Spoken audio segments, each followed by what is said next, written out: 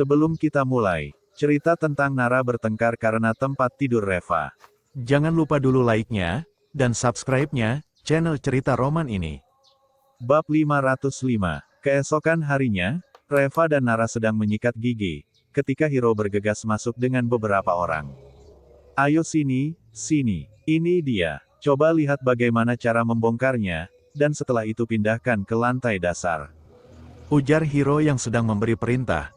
Beberapa orang itu segera berkumpul dan salah satu dari mereka berkata, "Bagaimana kalau kalian rapikan dulu barang-barang di atas tempat tidur ini?" Hana yang ada di belakang mereka langsung melepaskan semua spray, selimut dan barang-barang lainnya, kemudian langsung dibuang ke lantai yang ada di sampingnya. "Sudah, ayo kalian mulai." Lantai ini selalu dibersihkan setiap hari. Jadi cukup bersih, ujar Hana. Nara yang baru saja keluar dari kamar mandi, dan melihat situasi ini langsung merasa kesal. "Hana, apa yang kau lakukan? Itu adalah selimut dan spray yang kita gunakan untuk tidur. Kau lemparkan begitu saja di lantai." Hana meliriknya, "Sebentar lagi papa dan mama sudah mau pergi. Jadi kita harus menukar kedua tempat tidur ini secepatnya sebelum mereka pergi. Waktunya sangat mepet, sudah tidak sempat mengurusi hal lainnya. Barang-barang ini nanti bisa kau bereskan sendiri. Kakak ipar sudah terbiasa membersihkan toilet di RS, jadi urusan bersih-membersih seperti ini dia yang paling ahli, kan?" Nara sangat marah dan ingin melawannya, tetapi dicegah oleh Reva. "Terserah dia saja. Kalau sekarang kau bertengkar dengannya, papa dan mama pasti akan mengira bahwa kau tidak ingin tempat tidur ini ditukar. Lagi pula kita juga sudah memutuskan untuk memberikan tempat tidur ini kepada mereka, jadi untuk apa diperdebatkan lagi?" Ujar Reva dengan lembut. Nara masih merasa tidak puas. "Aku bukannya merasa kesal, karena papa dan mama ingin menukar tempat tidur ini. Aku hanya kesal dengan sikap Hana. Bagaimana bisa dia membuang barang-barang kita ke lantai dengan seenaknya? Kalau barang-barang dia yang aku buang ke lantai, pasti dia akan ribut terus dan tak akan ada habisnya." Setelah mengoceh beberapa kata, lalu Hana mendengus dengan angkuh. Dia sama sekali tidak berniat untuk membantu membereskan.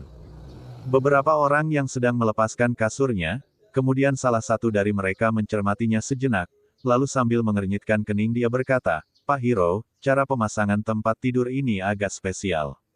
Dikhawatirkan ini tidak mudah dibongkar." Hiro menjawab, "Itu kan hanya tempat tidur biasa saja, mengapa bisa sulit dibongkar? Memangnya kalian jarang membongkar dan merakit perabotan? Apa sulitnya itu bagi kalian?" Pria itu tampak tidak canggung lalu berkata, "Yang kami bongkar dan rakit itu adalah perabotan biasa. Sekali lihat juga dapat diketahui bahwa tempat tidur ini tidak murah, dan cara pemasangannya juga sangat spesial. Kalau tidak ada gambar dan tidak ada cara pembongkaran dan perakitannya dengan benar, dikhawatirkan tempat tidur ini akan mudah rusak." Hiro terperangah. Dia tidak menyangka bahwa hanya memindahkan tempat tidur seperti ini saja akan sangat merepotkan. Reva tersenyum simpul, ini juga sesuai dengan harapannya.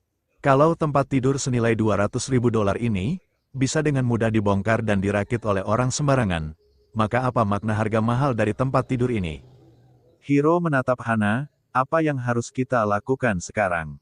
Hana mengerutkan keningnya, lalu sambil menggertakkan giginya dia berkata, "Tak usah pedulikan terlalu banyak.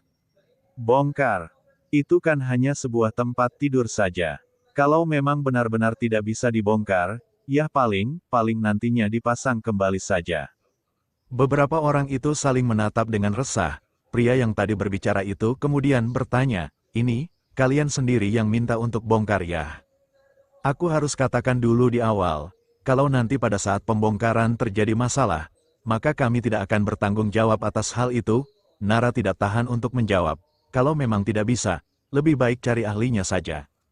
Kalau dibongkar dan dirakit sembarangan seperti ini, bagaimana kalau nantinya terjadi kesalahan?"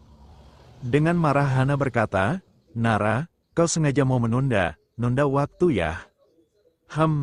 Aku kasih tahu ya, hari ini juga aku harus memindahkan tempat tidur ini untuk papa dan mama. Ayo kalian semua bongkar saja, kalau ada apa-apa nanti aku yang akan menanggungnya."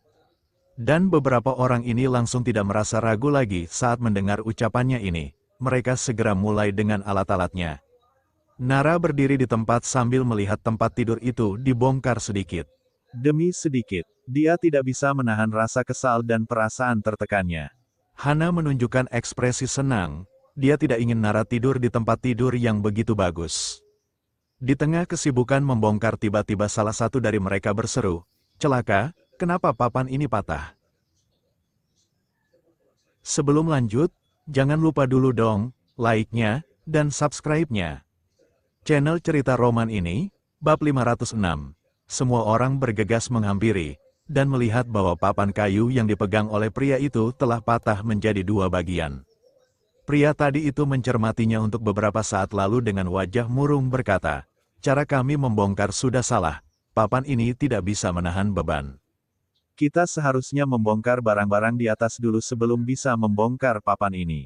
Kalau tidak, maka beban yang bertumpu pada papan ini terlalu berat, sehingga membuatnya patah." Pria itu tampak bingung, harus bagaimana ini sekarang? Pria itu menatap Hana dengan tak berdaya. "Nona Hana, tadi kau barusan mengatakan bahwa kalau sampai terjadi apa-apa, kau yang akan menanggungnya, kan?" Hana mengerutkan keningnya. "Tidak apa-apa, aku akan menanggungnya." Lanjutkan pembongkarannya. Itu kan hanya sebuah papan saja. Apa masalahnya? Kalau memang semuanya patah, ya palingan diganti semua saja. Kalian lanjutkan saja. Tidak usah mempedulikan masalah ini. Akhirnya beberapa orang itu baru merasa tenang, dan meneruskan pembongkarannya. Tetapi semakin tempat tidur itu dibongkar, maka ada semakin banyak masalah yang timbul. Pertama-tama, papannya patah, kemudian ada beberapa masalah yang timbul di beberapa bagian, dan juga tidak dapat dijelaskan. Dan pada akhirnya mereka semua tidak bisa melanjutkan pembongkarannya. Situasi kamar itu sekarang menjadi sangat berantakan sekali.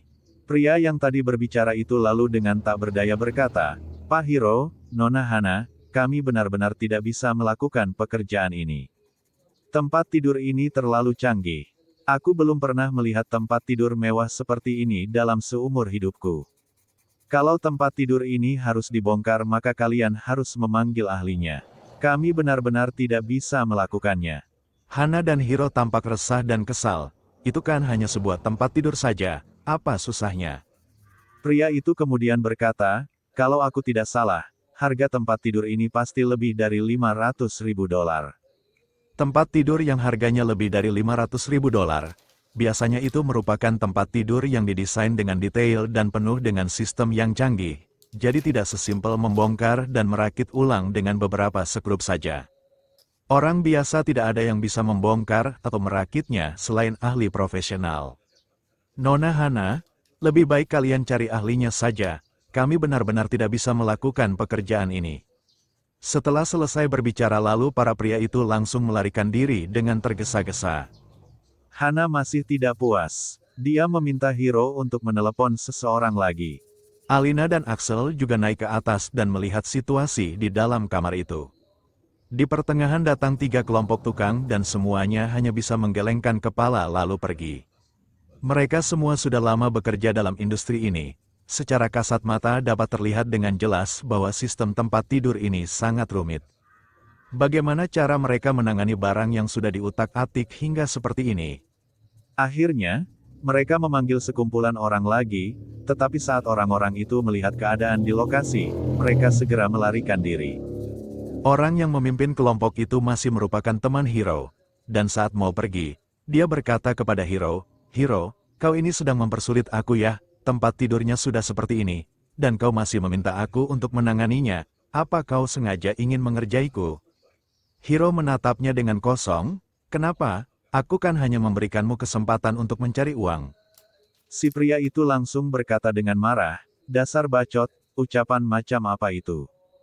Tempat tidurnya sudah dibongkar sampai hancur seperti ini, sama saja sudah rusak sepenuhnya.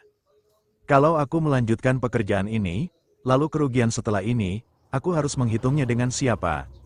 Aku bisa mendapatkan berapa banyak keuntungan dari pekerjaan ini? Dengan melihat situasi yang barusan saja, apa kau tahu berapa banyak kerugian yang harus dibayarkan?" Dengan heran, Hana berkata, "Hanya rusak sedikit saja masa rugi? Itu kan hanya beberapa papan dan beberapa bagian saja yang rusak. Memangnya tidak bisa membeli papan yang baru untuk menggantinya?" Si pria itu meliriknya dan tersenyum dengan getir. "Masalahnya tidak sesimpel yang kau katakan. Kau perhatian baik-baik papan itu, bahan dari papan itu. Aku yang sudah berkecimpung di bisnis ini selama bertahun-tahun pun belum pernah melihat bahan seperti itu. Dan bagian-bagian itu semuanya dibuat secara khusus. Semuanya itu benar-benar tidak dapat dipasang dengan seenaknya.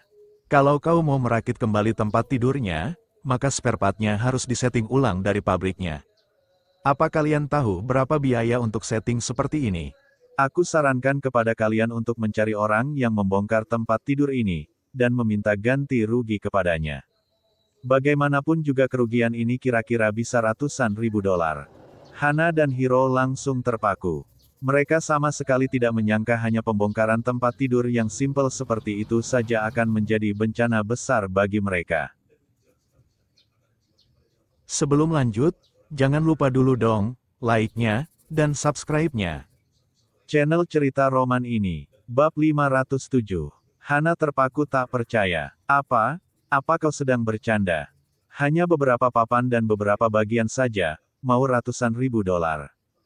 Pria itu berkata dengan serius, aku tidak bercanda. Tempat tidurnya sudah dibongkar hingga seperti ini, pada dasarnya sudah rusak setengahnya. Coba kau pikirkan harga tempat tidur ini lalu pikirkan lagi biaya perbaikannya. Benda ini sama seperti mobil. Begitu memerlukan perbaikan, harganya akan mahal sekali. Pokoknya siapapun yang membongkarnya, kalian harus segera pergi mencarinya. Kalau tidak, siapapun tidak ada yang mampu menanggung tanggung jawab ini. Setelah pria itu selesai berbicara, lalu dia bergegas pergi dengan orang-orangnya. Sama sekali tidak ingin terlibat dalam masalah ini. Hana dan Hiro saling memandang dengan ekspresi malu. Setelah terjadi keheningan untuk beberapa waktu, lalu diam-diam Hiro mengedipkan matanya kepada Hana. Hana mengerti maksudnya. Lalu dengan cepat dia menatap Alina dan berkata, Ma, mengapa kita tidak minta kakak ipar menelepon si penjualnya dan menyuruh mereka yang menanganinya saja? Alina mengangguk. Sepertinya hanya bisa seperti itu saja. Reva, kau hubungi penjualnya dan minta mereka untuk mengirim seorang profesional untuk memperbaikinya. Nara langsung berkata, Ma, perbaikan boleh dilakukan, tetapi siapa yang akan membayar biaya perbaikannya? Alina tertegun sejenak, lalu dia mengerutkan keningnya. Memangnya mau berapa banyak biaya perbaikannya hanya untuk hal kecil seperti ini? Nara berkata, Ma, barusan kau juga sudah dengar, kan? Orang-orang tadi saja sudah bilang bahwa biaya perbaikan tempat tidur ini setidaknya mau memakan biaya puluhan ribu dolar. Itu sebabnya mengapa penjual tidak mau menanggung biaya perbaikan. Dengan lembut Hiro berkata, tempat tidurnya kan baru dibeli beberapa hari yang lalu dan itu artinya masih ada garansi. Jadi sudah sewajarnya si penjual yang menanggung biaya perbaikannya. Alina langsung mengangguk. Ya, ucapan Hiro benar. Tempat tidur ini masih dalam masa garansi. Jadi tidak perlu membayar biaya perbaikannya, kan? Sudahlah, jangan banyak omong lagi. Cepat panggil seseorang untuk datang. Nara tidak bisa membantah lagi, jadi mau tak mau Reva hanya bisa menelepon. Tak lama kemudian petugas perbaikan pun datang. Malam itu hanya ada sedikit orang yang datang untuk membantu pemasangan tempat tidurnya. Saat melihat keadaan di kamar itu, si petugas perbaikan langsung berseru, apa yang telah terjadi di sini? Kenapa tempat tidurnya bisa menjadi seperti ini? Siapa yang membongkarnya? Kenapa dibongkar? Tempat tidur ini tidak bisa dibongkar begitu saja. Hiro dan Hana sama-sama tampak tidak enak hati. Mereka menundukkan kepalanya dan tidak berani mengatakan apa-apa. Alina merasa kesal. Untuk apa kau bertanya begitu banyak? Kami hanya ingin memindahkan tempat tidurnya, jadi kami mencari orang untuk membongkarnya sendiri. Memangnya kenapa? Kami memintamu datang untuk memperbaikinya dan membantu memindahkan tempat tidur ini. Untuk apa kau begitu cerewet? Si petugas perbaikan itu mengerutkan keningnya. Bisa diperbaiki tetapi kalau dilihat dari situasinya sekarang, perbaikan ini setidaknya mau memakan biaya sekitar 500,000 dolar untuk memperbaiki tempat tidur ini. Hana langsung menjerit, apa yang kau katakan, 500.000 dolar? Kenapa kau tidak pergi merampok saja? Si petugas perbaikan itu lalu berkata, maaf, bukan aku yang menetapkan harganya. 500.000 dolar yang aku katakan itu hanyalah perkiraan umumnya saja. Tempat tidur ini adalah edisi terbatas dan jumlahnya tidak sampai 1000 unit di dunia ini. Semua spare parts-nya juga dibuat secara khusus. Kalau kau mau memesan spare part-nya, maka pabrik harus menghentikan semua produksi lainnya dan membuat spare parts-nya secara eksklusif. Kerugian yang diakibatkan pemberhentian produksi itu sangat besar. Sekali, semua orang tercengang, bahkan Reva dan Nara pun ikut terkejut. Siapa yang bisa membayangkan bahwa perbaikan tempat tidur seperti itu akan begitu rumit? Hana langsung merasa panik lalu dengan resah berkata, "Tetapi kemarin sebelumnya kan tempat tidur ini baru saja dikirimkan oleh kalian. Kalau sesuai aturan, seharusnya ini masih ada garansi. Bukankah seharusnya kau masih bertanggung jawab atas perbaikannya?" Petugas perbaikan itu meliriknya dan berkata, "Kalau ada masalah dengan kualitas tempat tidurnya itu memang masih termasuk dalam garansi kami dan dijamin seumur hidup. Tetapi sekarang, ini bukan masalah kualitasnya, ini adalah kerusakan yang disebabkan oleh pembongkaran kalian sendiri. Kerusakan yang terjadi akibat ulah manusia tidak termasuk dalam garansinya, dan aturan ini berlaku di semua bidang industri dan produk apa saja." Terima kasih sudah mendengarkan kisah ini. Sampai jumpa pada bab selanjutnya. Jangan lupa komen, like, dan subscribe-nya channel Cerita Roman ini.